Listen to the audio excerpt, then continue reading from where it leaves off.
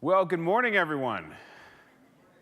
Sorry, I used my semi-loud voice to make sure everyone's awake.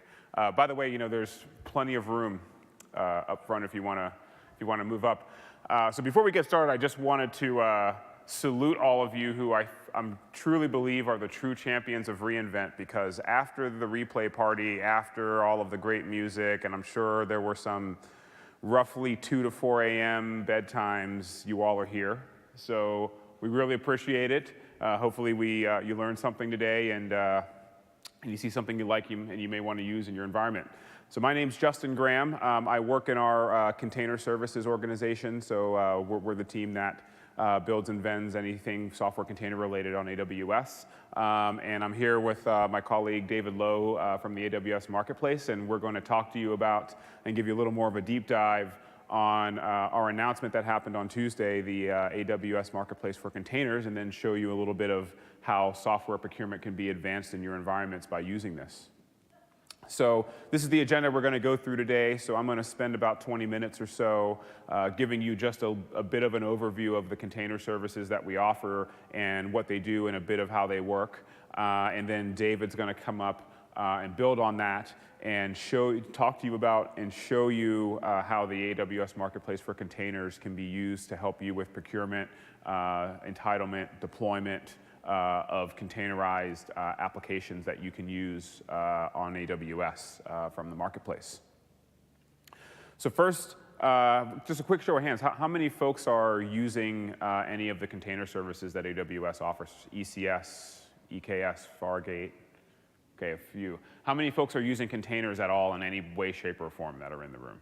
Okay, so there definitely are some folks here who are newer to containers. So what I'll first do is just give you a bit of an overview of what containers are as a primitive, as a bridge to get into talking about the more advanced topics. So a container is just a very lightweight deployment mechanism or compute primitive that you can use to wrap your applications and deploy them to run.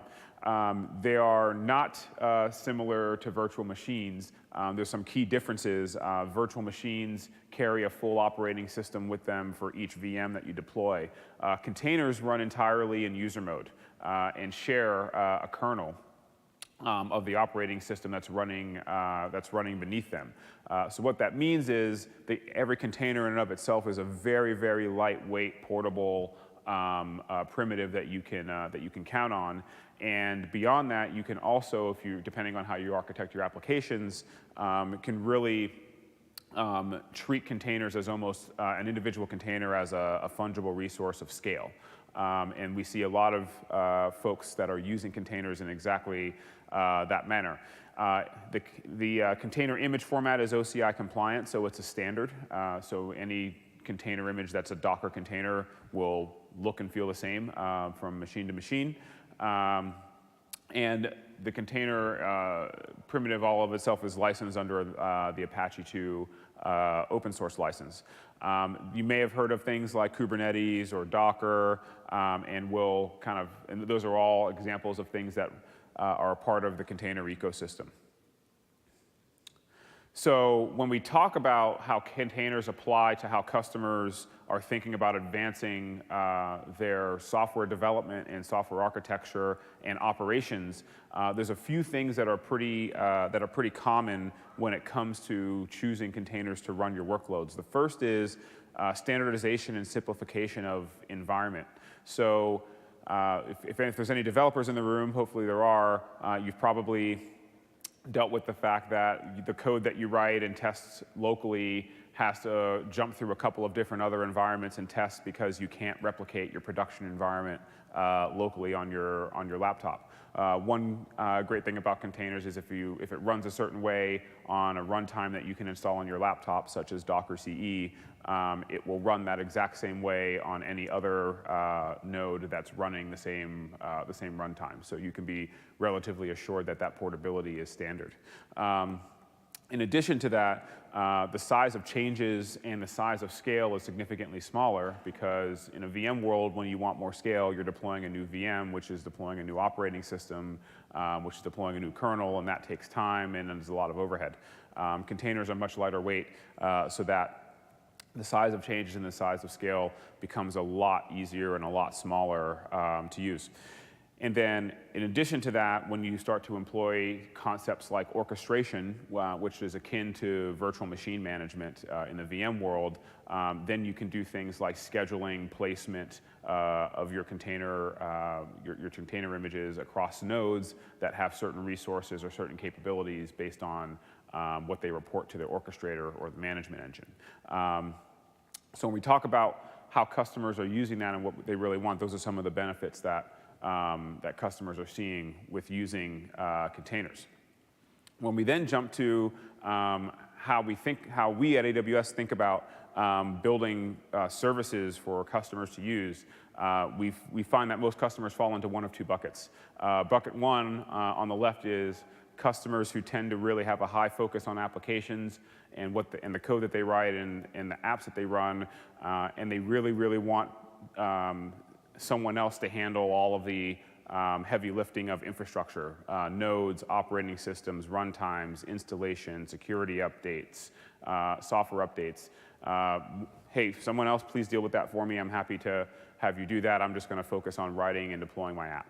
The second bucket of customers tends to focus more on having a little more control, having a little more configurability of their environment. So they want to touch the nodes, they want to touch the operating systems, they want to touch the configurations around those things. And good news is we have services that cater to both needs. So I'm going to go through those in a minute. And of course, as always, Pareto visits everybody, so there's definitely a 20% of customers who don't fall into either one of these buckets. They're somewhere in the middle or somewhere on either of the ends. And some of these services absolutely can address those types of customers as well. So for those who are focused on applications, we have a set of services, but in addition to that, when we talk about we get often asked the question, well, how fast are containers getting adopted? Where are those containers being run? And the CNCF is the Cloud Native Computing Foundation, and they are an open source body that helps with the operation and management of a number of open source projects, Kubernetes being the most popular one, but other ones such as Linkerd and a few others are ones that they manage. They conduct a survey every 6 months around container adoption, and the most recent one in August found out that 63% of container workloads are running on AWS today in some way, shape, or form, and we're seeing that. We're seeing more and more customers adopt that. So when we talk about the first service for customers that are application focused, the one that we see the most is AWS Fargate. Who's heard of AWS Fargate? Who was at reInvent last year? Great. So Fargate is a service that we launched at reInvent last year. So it's actually a year old this week, and it's a service that removes the need for you as a customer or as a user or as a developer or even an operator to need to worry about any infrastructure on the data plane that's running your containers. So if you think about running a large-scale application, you may have an orchestrator or a management tool that's taking care of scheduling and everything else, but you're still responsible for the cluster and the nodes in that cluster that are actually running the containers. So then if you want to make that deployment, you have to think about, okay, what type of instance do I want to use? What operating system do I want to install? Which runtime do I want to install? Then you have to install and configure all of those things. Then if there's any agents that you need to do so, you have to install those manually. And then once you get that done, maybe you can deploy some containers, but then next month there might be security patches or an update to either the operating system or the runtime that you have to think about. So it's this constant level of operational management that you have to continue to stay on top of. So with Fargate, all you need to do is go and determine how much CPU you want or need for your workload and how much memory you need. You provision that, and then Fargate takes care of everything else behind the scenes. So from that point, all then you need to do is deploy your containers through an orchestrator, and everything else just runs. So if you no longer need to worry about anything operating system related, security patch related, and everything. And in fact, David will show a bit later the use of Fargate in conjunction with the AWS Marketplace. So this is squarely aimed if you just want to get started and running containers in a really easy manner. You can go to AWS, create a cluster in Fargate, and start deploying your containers, and that happens in a mere matter of minutes rather than having to do everything else behind the scenes. You pay for only the CPU and the memory that you provision, and that's it. And that just shows up on your bill every month. So within that provisioned amount, you can run any amount of scale up or down within that, and you get billed the same amount of money per month for that provision. And by the way, you can also create multiple Fargate clusters as well that have different CPU and memory combinations to run different microservices or different types of containers depending on how you have them architected. So now that we sort of have that paradigm where it's like, great, I don't have to worry about infrastructure, now let's talk about orchestration, which is the container word for management in the container world. So the first orchestrator that we have is Amazon Elastic Container Service, which we launched roughly three and a half years ago. And ECS is an AWS native container orchestration multi-tenant control plane.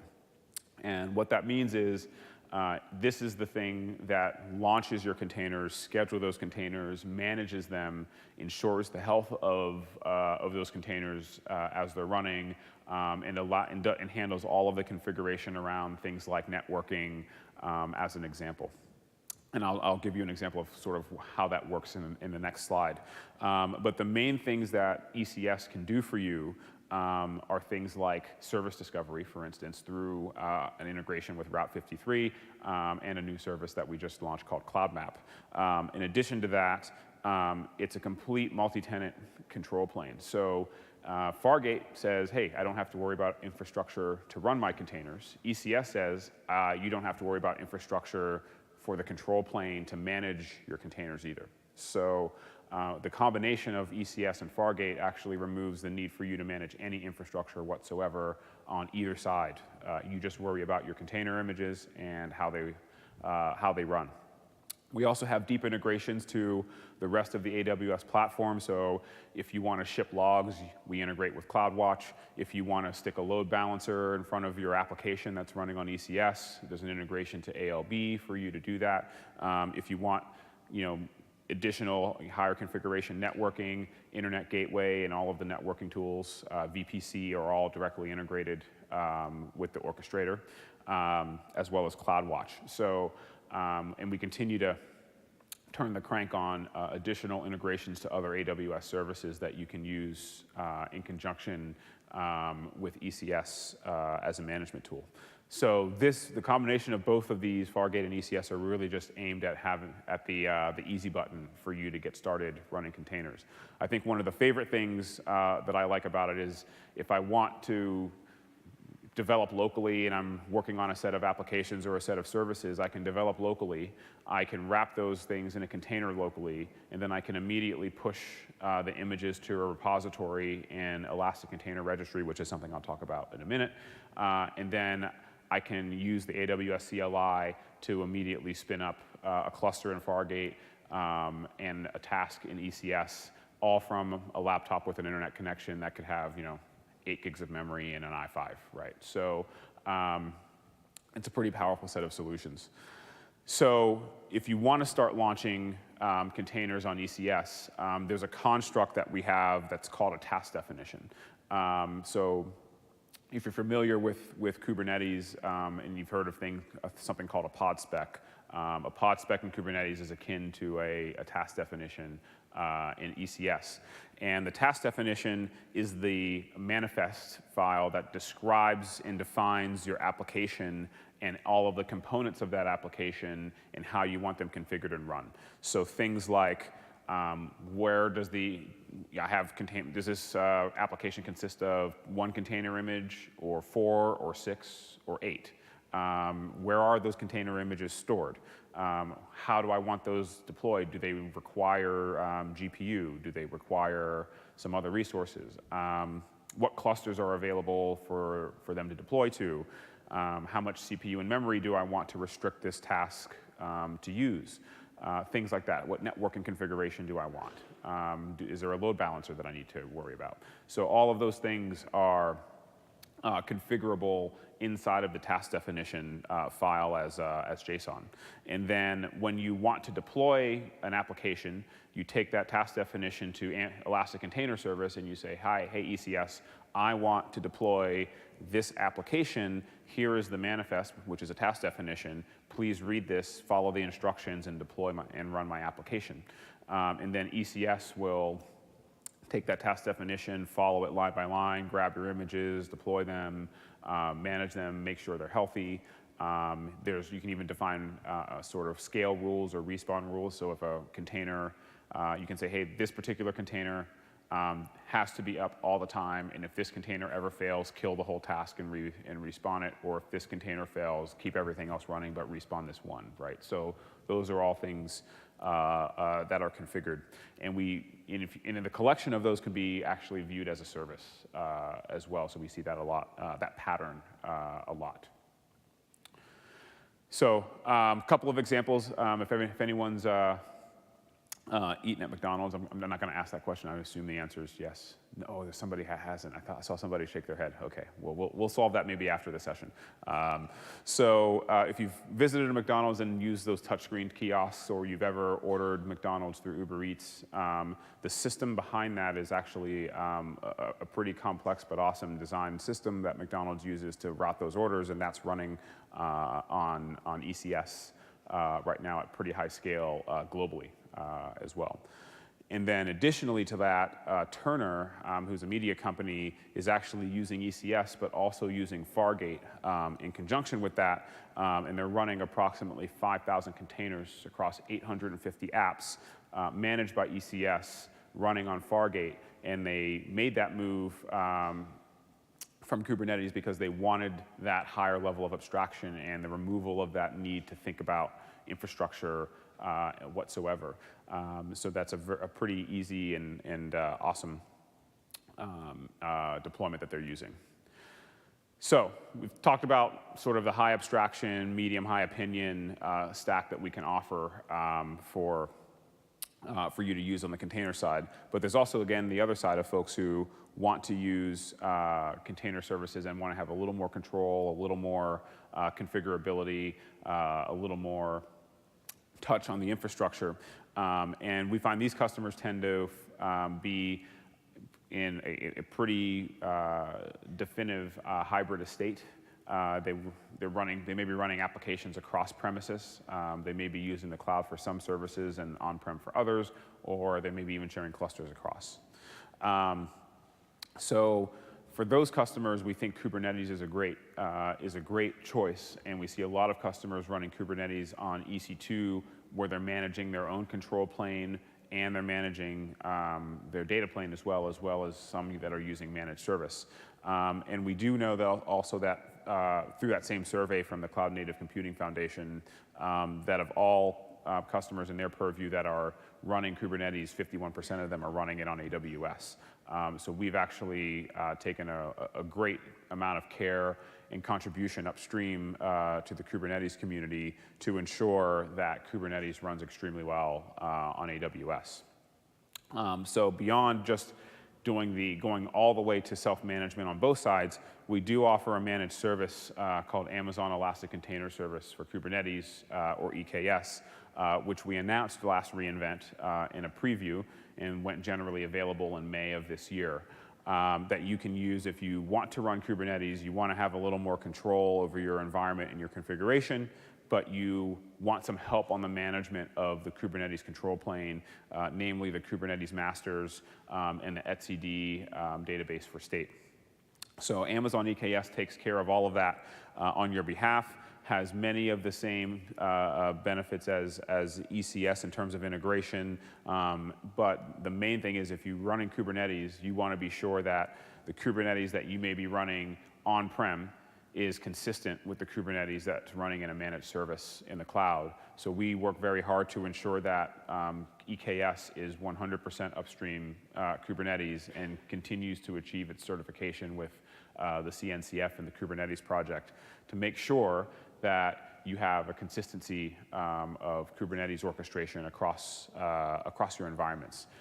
Second, a lot of the reason that folks choose Kubernetes is because they want to run clusters in many different places, but they want to manage them with the same set of APIs, the same set of management tools. So the Kubernetes APIs are consistent across EKS and upstream Kubernetes. So whether you're using the managed service or whether you're using your self-rolling your own Kubernetes on-prem or anywhere else, the management experience is the same. So a quick kind of roll of how EKS works. First thing you do is obviously you come to EKS and you provision an EKS cluster. At this point, with EKS, you still have to worry about EC2. We don't have Fargate support yet for EKS, but we're working on that. So you have to provision EC2 nodes and install an AMI. We do provide an EKS optimized AMI for you to use that has that's pre-wrapped with Amazon Linux 2, a runtime, agents, and everything you need to get your nodes up as quickly as possible without you having to do a lot of additional installations once the instance is booted. You then deploy those worker nodes in EC2, and then you come back to the EKS console and you say, hey, EKS console, please boot that cluster I asked you to start. Here are the worker nodes that are going to run those containers that you're going to manage. You point them at those worker nodes, and then the cluster is fully up and running both sides, and then you can start to deploy applications to it in the same way that you would do for any other Kubernetes deployment. So kind of hearkening back to what I was just talking about, in Kubernetes, that manifest file that describes to Kubernetes how you want your application run is called a pod spec. But you can also use some other primitives like Helm charts, which is something that David will talk about when he, in the marketplace, because we do support that. And Helm charts is another way that can make it even easier for you to deploy and maintain and keep consistency across your Kubernetes applications. Helm is an open source project that you can go to Git, pull requests, and learn about and use. From a high availability standpoint, when we deploy an EKS control plane, we deploy it as highly available from jump. So what that means is your control plane, we will actually deploy 2 sets of the control plane, one in an availability zone of at least 2 within a region. So you can be assured that your control plane will be highly available, and that matters in case you want to, for instance, upgrade Kubernetes, or you want to upgrade certain components of your worker nodes. If one AZ of your control plane needs to be taken offline to upgrade, you still have another AZ of your control plane running, and you can keep your app continually running while updates are happening in a rolling fashion. And we're continuing to deploy our regional availability, but if you're in the US, you know, all the standard regions are pretty much covered, and we've just started to deploy into regions in Europe as well. All right. And then from a usage perspective, I mentioned that all of those Kubernetes management tools still work with Amazon EKS, and this is just a bit of a diagram of how that works. So your cluster will have a friendly name or a DNS name that you can refer to. kubectl is the standard Kubernetes control mechanism and application that almost everybody uses to manage Kubernetes. If you were using Kubernetes in a self-managed way on EC2 or on-prem, you can use kubectl to manage that. But if you're running Kubernetes cluster and EKS, you can also use kubectl to manage that Kubernetes cluster that's being managed by Amazon EKS. So that's the consistency of management. And then beyond that, obviously, if you have clusters running in multiple availability zones, you can the server EKS will take care of executing your controls against the control plane without you having to specifically define that in kubectl. And then lastly, before I bring David on stage to tell you about the AWS Marketplace for containers, we do have two common tools across the container ecosystem that you should be aware of. One is Amazon Linux 2, which is an Amazon Linux or a Linux distribution that is developed and maintained by Amazon. You can use this both on-prem and in the cloud with long-term support of both updates and security at no additional cost to you as long as you're an AWS customer. And this is available to use across any region that you want to use. And then lastly, we do have a container registry product called Elastic Container Registry, which is a place that you can store all of your offline container images that can be used in deployments across ECS or EKS, and with Fargate alongside it. It's backed by the power of Amazon S3 and the geographic availability and replicability of Amazon S3. So you can be assured that you get those same storage benefits and regional benefits that you get with S3 with ECR. It does cost some money. It's charged by how much storage you use per month, but it is an extremely powerful and elastic registry that you can use that's integrated with all of the container services, but also with many other AWS services. Great. And then lastly, we did just announce also this week a container competency for partners. So a lot of the software that David will talk to you about that's available in the AWS Marketplace for containers is delivered by solutions vendors and ISVs that have gone through a pretty rigorous competency and certification by us. And you can be assured that the software is optimized to run well on our container services, but it's also optimized to be as secure as possible, and it comes directly from the vendor. And this is just a sort of example splattering of some of the partners that have joined that competency and that may be available in the marketplace for you to use. So if you use any of these folks, you can be assured that we've spoken to them and they're going to run really well on AWS. Okay, so that's a hopefully quickish overview of container services and help set the stage. I'm going to pass it on to David, who's going to talk to you in a bit more detail about the AWS Marketplace. Thank you. Good morning.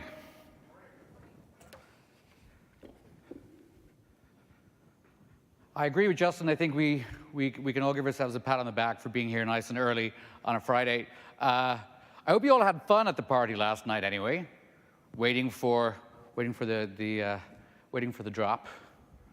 There's plenty of drops. I actually DJ as a bit of a sideline, so it was very, very fun for me to go and see Skrillex play live. So definitely enjoy that. Hope you all did too. Okay, so what I want to talk about now for the second half of this presentation, as Justin teed it up, is how AWS Marketplace for containers can make it easier for you to get up and running with containers, either as finished applications that come from a number of well-known independent software vendors, or even to provide tools and utilities and services that help with your own container-based applications. And we'll do a demo of some of the stuff that you can take advantage of as well. So how many of you are using software out of AWS Marketplace today? Quick show of hands. Okay, got a few. I hope has anybody never heard of AWS Marketplace? Okay, that's good to hear. AWS Marketplace has been around for about 6 years. We provide ready-made software that you can use with AWS. I'll talk about the different kinds of products that we have, just so you can get more familiar. But over the course of those 6 years, we've really grown to become an integral part of many customers' portfolio of services that they take advantage of on AWS. Just this week, we announced that we have now over 200,000 active customers, and almost 1 million current subscriptions to products on AWS Marketplace. Our customers run over 650 million hours of Amazon EC2 monthly using AMIs that come out of Marketplace. We've over 4,500 products from over 1,400 different vendors.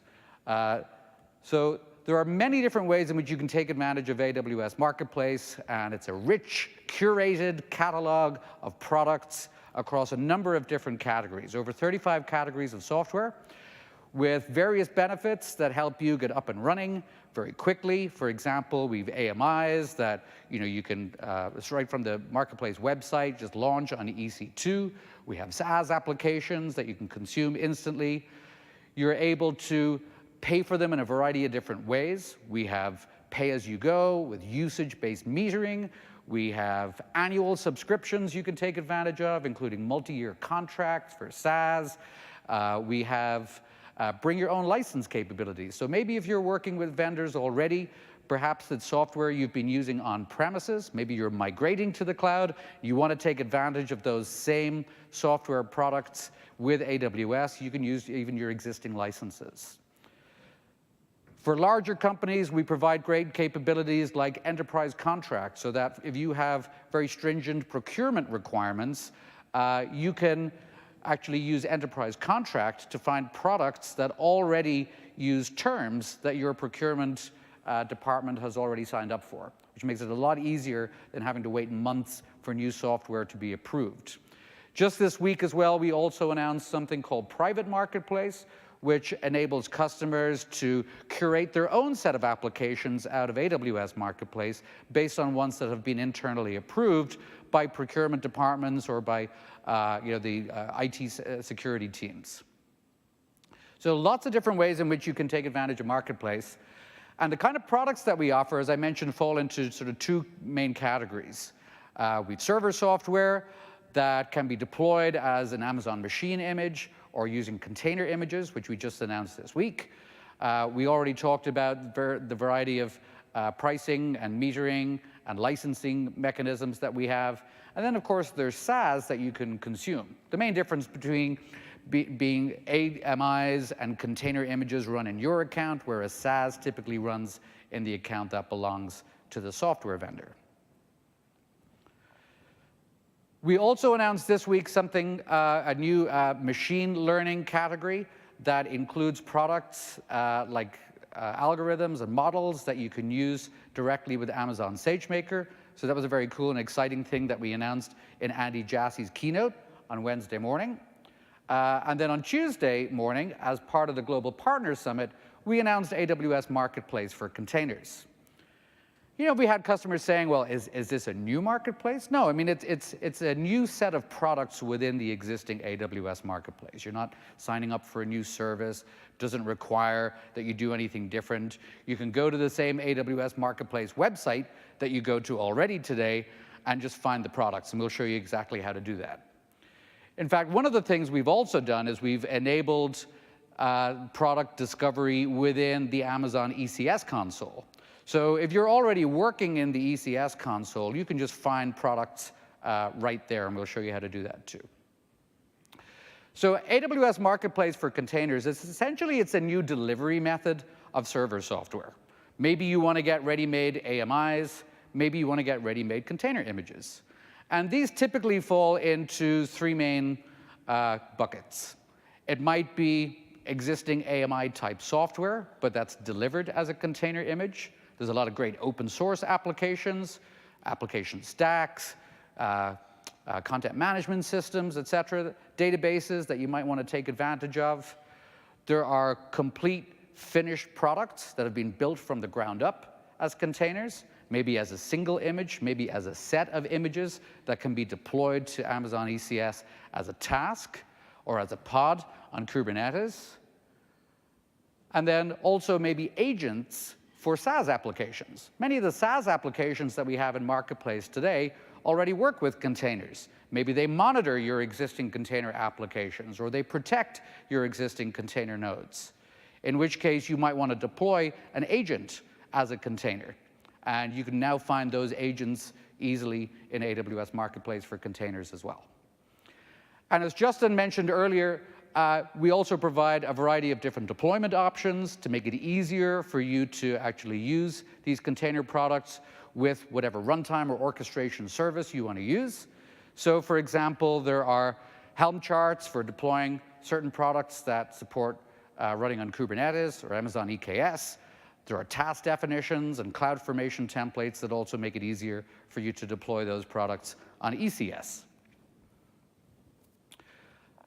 Some of the products that we have, I'll show you kind of like the full list, but some of the products that we have on Marketplace, as I said, they fall into the same kind of categories. We have great security solutions from companies like Twistlock, who have an open source cloud discovery product, which they've actually made available as an exclusive in AWS Marketplace. You'll recognize many of the vendors, ones like Datadog for providing monitoring of your existing applications. So Datadog Enterprise is a SaaS application which provides container-based agents that you can use with your container applications. Sysdig is another native intelligence platform that, for example, again provides security and monitoring and analytics for your applications.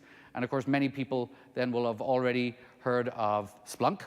And Splunk Enterprise, which has been one of the more popular products in AWS Marketplace for a while, also now has a Docker image that you can take advantage of. So we launched with over 180 products on Tuesday from 35 different vendors. So we have an incredibly broad selection of products in AWS Marketplace. And one of the things that separates us, we believe, is the fact that in addition to being a curated catalog of products, each of the products that you get in AWS Marketplace, just like with traditional AMIs, is a verified and scanned image. So you can feel safe when you go to get a product out of AWS Marketplace, that it's something that it comes from a vendor that you're familiar with, a vendor that you trust. You know that the images have already been vetted by us. We've scanned them against the latest vulnerability databases. The images themselves are stored in an Amazon ECR repository that belongs to AWS Marketplace. So you're not getting them from a public repo where, again, they might have been messed with by somebody. And we feel that that provides a much higher level of confidence for many customers who want to make sure that when they're running container applications, that they can feel safer in what they're doing. So I want to spend basically the rest of the presentation really kind of diving into this as a demo so that you can see exactly what we have available and see how to use it. So we had a bit of a show of hands earlier of people that were already using containers. How many people are using containers and you're using the command line? So how many people are sort of like happy using the command line for everything that they do? Okay, so I don't see a single hand to the question of how many people are happy using the command line for everything that they do. So this demo is not going to include any command line. I remember going to DockerCon and going to like a Docker 101 session and going, well, it's Docker 101. This is going to be, how to get up and running with containers. The very first thing they did was open a command line, and the entire presentation was just command line stuff. People were kind of like, their eyes were glazing over a little bit. So we're not going to have any command line in this demo, just to show you how easy it is to use AWS Marketplace for containers. Okay. Let me just get logged on here for a sec, and I'll switch over.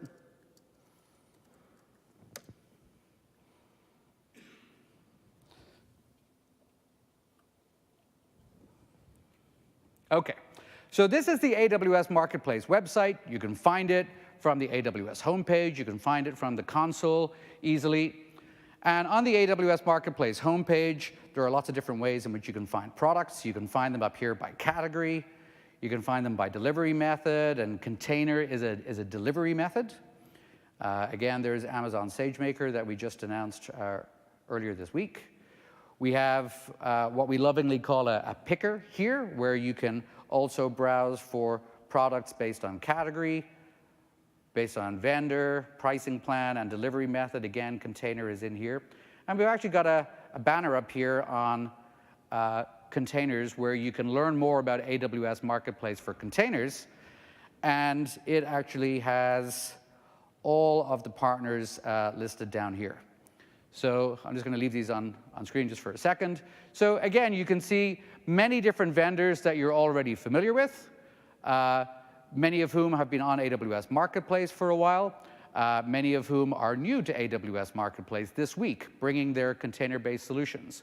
Lots of companies that already are very credible in the container space, whether it's Aqua Security, whether it's CloudBees, whether it's JFrog. If you're working with containers, you're probably already working with many of those products. And then here are some others. Again, lots of big names there. We already talked about, like, Splunk and Sysdig. You can see companies there like Tibco, NVIDIA, Trend Micro, NetApp, lots of great companies who've all provided products, which we feel gives us a very, very broad selection. OK, so let me just go up here then and show you then the list of products that we have, and kind of like how we would go and subscribe to one of those and how we could use them. So over here on the left, for example, I can find products by vendor. I can also look down here at supported Amazon services, and you can see that it will show which products run on ECS or which products run on EKS. So that can also be a quick way to find applications that are going to be supported if you're already committed to running Kubernetes, for example. So what I'm going to do up here, I'll also just kind of like show you that we have this Amazon EKS optimized Amazon Linux AMI that Justin mentioned earlier. So if you are going to be setting up your Kubernetes cluster and you wanted to use that, you can find it in AWS Marketplace as well. OK, so let me do it this way. Let me go back down to container.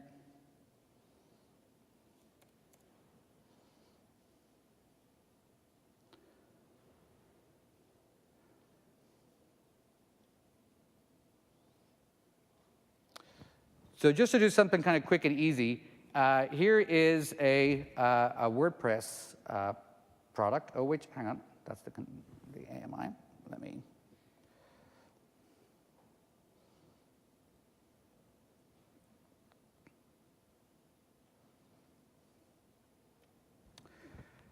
So just to show you something kind of quick and easy, here is a WordPress product that's available as a container image.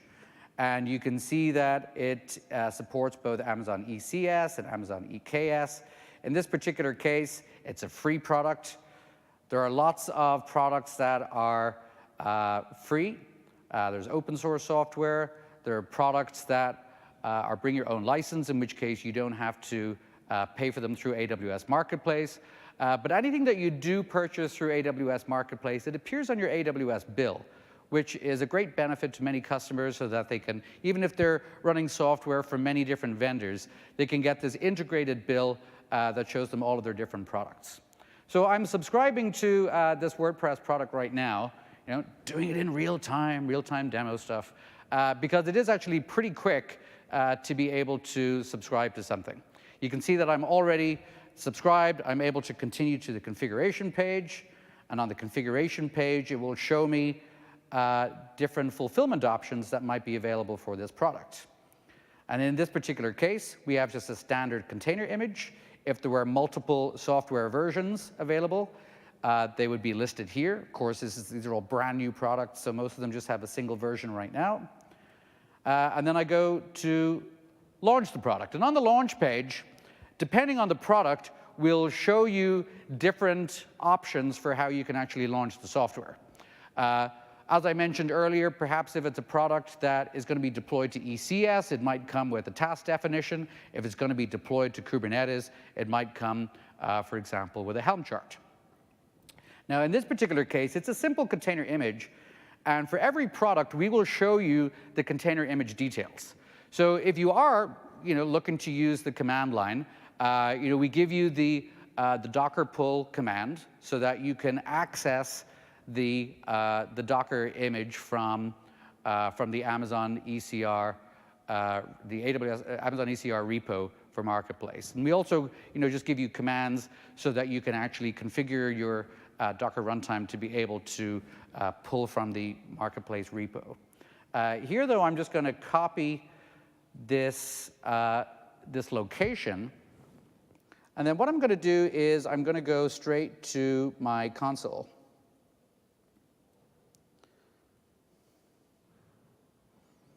So here on the AWS Management Console, I'm going to go into ECS. Now, I already have a couple of Fargate clusters. But what I'm going to do is I'm going to go in here to task definitions, and I'm going to create a new task definition. I'm going to choose Fargate because that's the simplest and easiest. I don't want to have to worry about managing the underlying infrastructure, as Justin talked about earlier. I'll just give it a name. So in this case, it's my WordPress. I'm going to pick a task role, my task execution role for publishing logs. I'm going to pick the amount of memory and the number of vCPUs that I want to assign to this task. And the task is an execution environment on Fargate or on ECS in EC2 mode. So you can have one or many containers running together as a task, but it gives you that kind of self-contained execution. I'm going to add a container to my task, and this is going to be the Jetware WordPress. And I'm going to paste in that URL for the image on Amazon ECR. I'm just going to click Add, and then I'm going to click Create. So we've now created this task definition for my WordPress. I go to View Task Definition, and I can say Run Task. So it's now going to go and start up that task. So here under Task Definitions, under my WordPress, again, it'll kind of just show me some of that info. And if I go to clusters,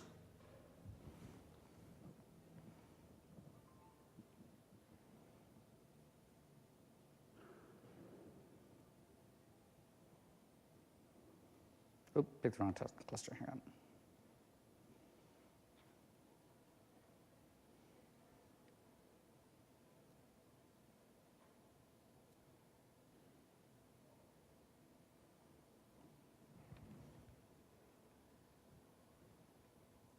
Bear with me a moment.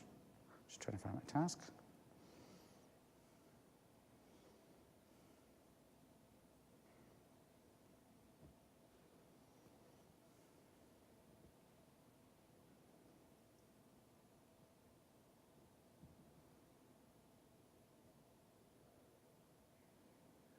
I did start that task, didn't I?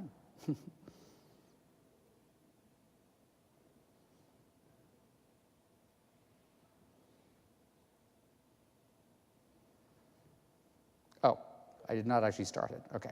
So just starting the task, and I'm picking launch type of Fargate. Just one task. This is so quick and easy to do. I actually forgot the last step. And then what I can do here is just pick the VPC that I want to use. Let's pick a subnet.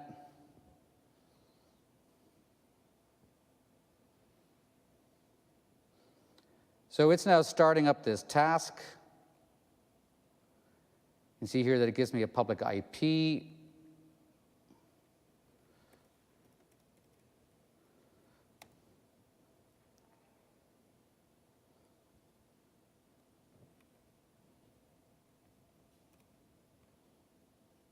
I accidentally pasted in space. So as of right now, it's looking for it. It's kind of like, hey, where's that? So it's currently provisioning right now. And it only takes about 30 seconds or so. So while this is setting up, again, I'll just remind you that I didn't have to go into the command line. I didn't have to start doing Docker pulls or Docker runs. I was able to just go into the ECS console. If I had already created a cluster, I could use the existing EC2 cluster. I decided to just do this on Fargate using a task definition pointing to Fargate so that I didn't have to worry about that. We're just kind of like pending right now.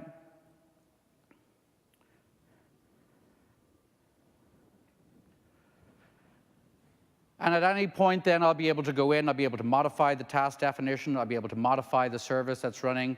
It takes advantage of the ECS capabilities to scale it out as needed.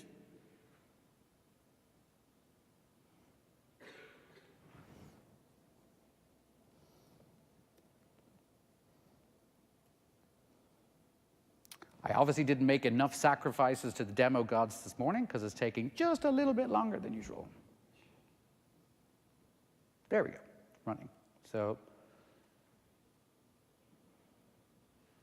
there's my WordPress site. OK, maybe took a minute longer than I expected, but I didn't have to do anything other than just really subscribe to the product on Marketplace. It's free. I was able to go in, just pull a copy of the container image, paste it into a new task definition running on Fargate. Didn't have to worry about configuring instances, and just get it up and running in a couple of minutes. Now, for more sophisticated products, let me go in and show you, for example, one from Soledad. So Soledad has a content management system. Again, previously available on AWS Marketplace, but they have a new version of it available for running as a container. Now, this is a paid product. This is one that is going to be charged $1 per task per hour.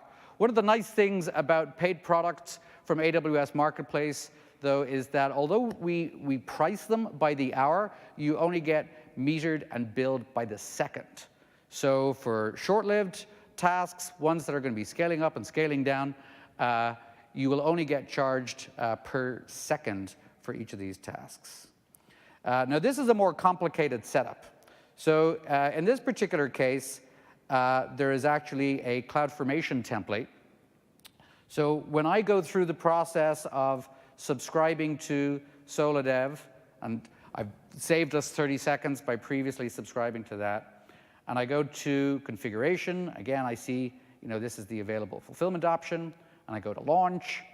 And in addition to showing me the container image details, similar to what I had earlier, you'll notice there are multiple container images here. Well, it would be a pain for me to have to go in and access each of these individual container images and sort of like figure out how I want them to run together, set up the tasks, set up networking, set up load balancing, set up the database, make sure that everything is all connected together and running. So Soledad have kindly provided a CloudFormation template. And so I can literally click this Launch Soledad button under Deployment Template, and it opens up the CloudFormation console with this particular CloudFormation template already pasted in. I click Next, and then I just kind of like fill out the configuration parameters that have been defined by Soledad. So for example, I can specify the instance type, how many instances I want for load balancing. I can provide my username and password for Soledad itself, and also for the database that's going to be created on RDS. And after I type in that information and I click Next, then I have the ability to just go and create a stack. So if I go up here to Stacks under CloudFormation, again, I've kind of like saved us, not 30 seconds, but more like about 30 minutes.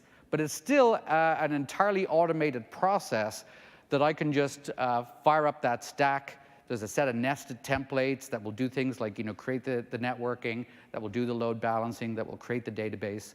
And they've already been configured for me.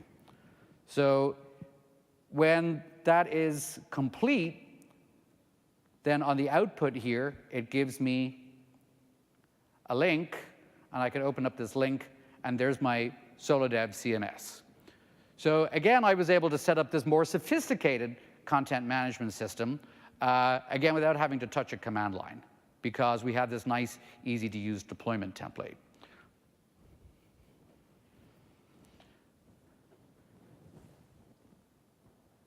Similarly, if I go into AWS Marketplace, and if I search under delivery methods, and I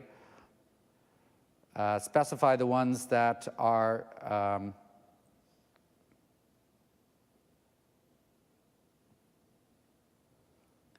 supported on EKS.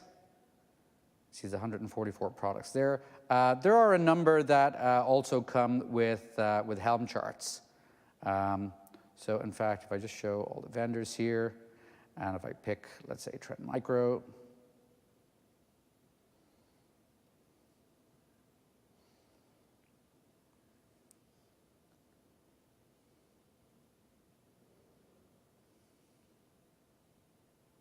so again, I'm already subscribed to this product. So Deep Security Smart Check is a new product from Trend Micro that is designed for Kubernetes.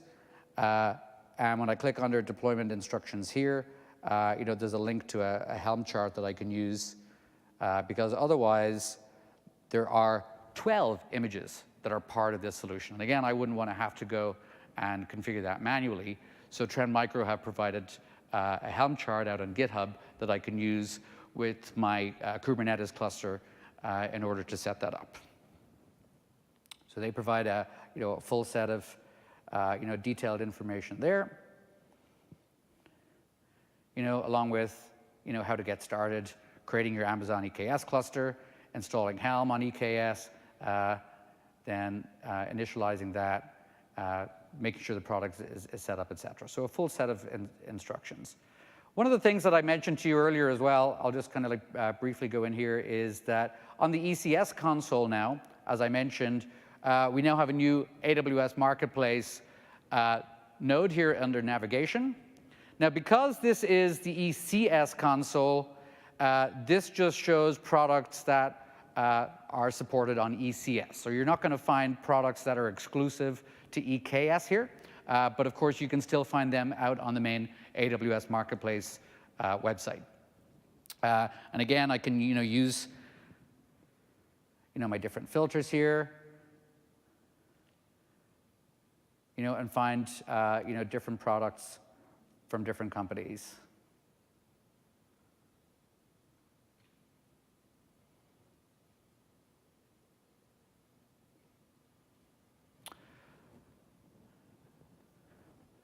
Okay, so that's basically what we have then for AWS Marketplace.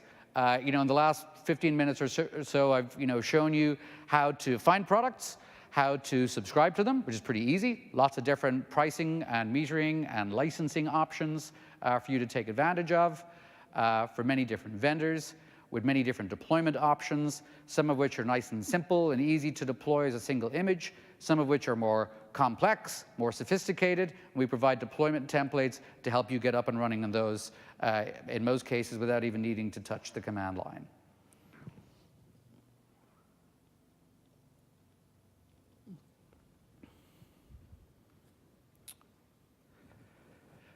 So today, between myself and Justin, we gave you just an overview of AWS Container Services. If you were not familiar, we talked to you about being able to focus on the applications by using services like AWS Fargate. We showed you how you could also focus on the environment and manage your own environment if you want to use ECS or EKS in EC2 mode to manage your own set of container instances as a cluster.